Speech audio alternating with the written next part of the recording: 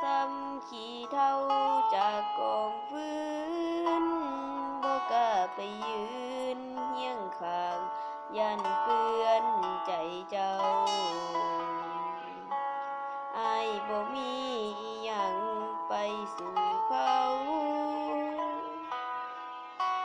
มีแต่ใจห่างๆเนาๆกับฮักจริงได้แต่คิดได้แต่ฝันว่าเฮาได้เป็นแฟนกันได้ฮักเจ้าแค่ซ้ำนั้นอายก็ดีใจจากใจของอายผู้ชายโตเปื้อนขี้เถ้า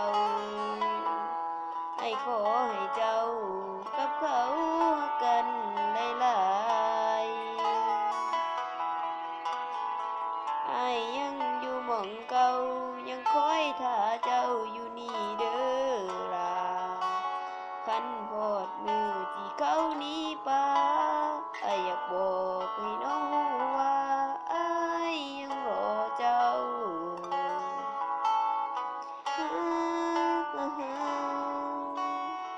ถึงน้องสิเป็นจังใด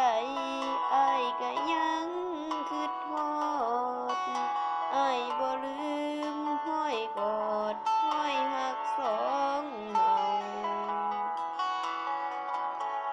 คนที่อยู่ในใจของอายก็ยังคือเจ้าอยากกอดอยากเว้าว่าเจ้าคือลมหายใจ ได้แค่คิดได้แค่ฝันว่าเฮาได้เป็นแฟนกัน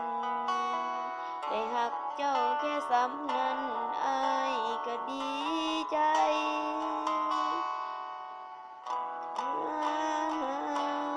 จากใจของอายผู้ชายโตเปื้อนขี้เถ้าไอ้ขอให้เจ้ากับเขาหักกันหลายๆอายยังอยู่หม่องเก่ายังคอยท่าเจ้าอยู่